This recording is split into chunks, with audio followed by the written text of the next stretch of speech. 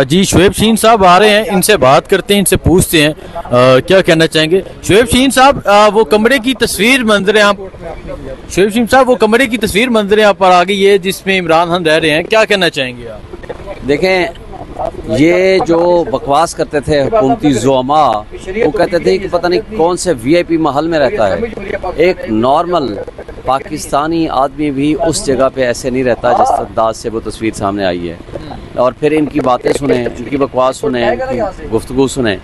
ठीक है, उसने कभी गिला नहीं किया, कभी शिकवा नहीं किया। हमें नहीं पता था कि किन हालात में रह रहा है। अब तो कम से कम कौम को पता चल गया है कि इतना बड़ा लीडर, जिस शख्स ने इस मुल्क की सलामती और खुद मुख्तारी का दिफा किया हो, जिस शख्स ने इस मुल्क के लिए अपना सब कुछ कुर्बान कर दिया हो, आप जिस अंदाज में उसको रख रहे हैं। और आप कहते थे कि वो तो महल में रहता है। आपने देखा है ना जो वो कहते थे, तो किस तरह की वो महल है, अगर इसको महल कहते हैं। और वो भी धूप में नहीं बैठने देते थे।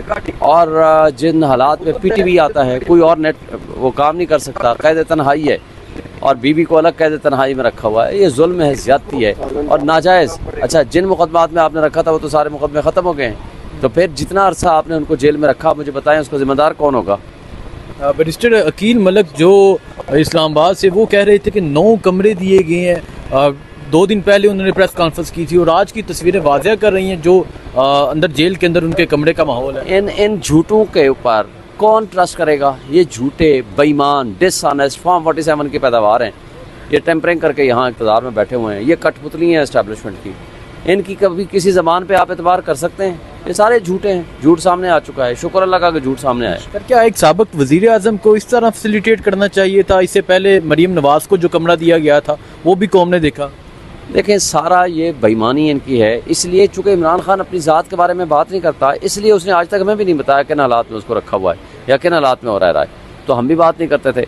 मगर अफसोस से कहना पड़ता है कि एक साबिक प्राइम मिनिस्टर के जो प्रिविलेजेस हैं, कम से कम वो उसको मिलने चाहिए कानून के मुताबिक।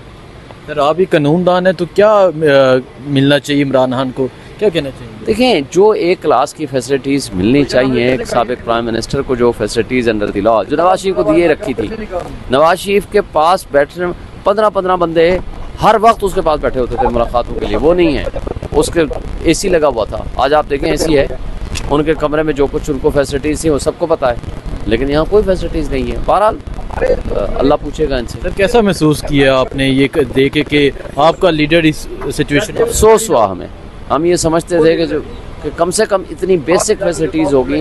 जो एक गर्मी है, सर्दी है, एक माहौल ऐसा होता है कि जहाँ कम से कम एक इंसान के रहने की जो चीज़ें बेहतर हो सकती हैं वो देगा। लेकिन सलाम है उस लीडर को जिसने एक दिन गिला नहीं किया। उस जगह मैं डील नहीं करूँगा। मैं इस मुल्क की खातिर 1000 साल भी जेल में रहने को तैयार हूँ। यहीं रहूँगा और यहीं इंशाअल्लाह ताला इस मुल्क की खिदमत करूँगा। बहुत शुक्रिया सर। जी शुएब शीन साहब यहाँ पहुँचे हैं सुप्रीम कोर्ट में। आपको पता है कि वो कमरा मंजर आम पर आ गया है जिसमें इमरान खान जेल में अपनी ज़िंदगी गुजार रहे हैं। अभी नैब तरमीम केस की समाअत हो रही है। बाकी जो भी सूरत हाल होगी आपको अपडेट करता रहूँगा। बहुत शुक्रिया। अल्लाह हाफिज़।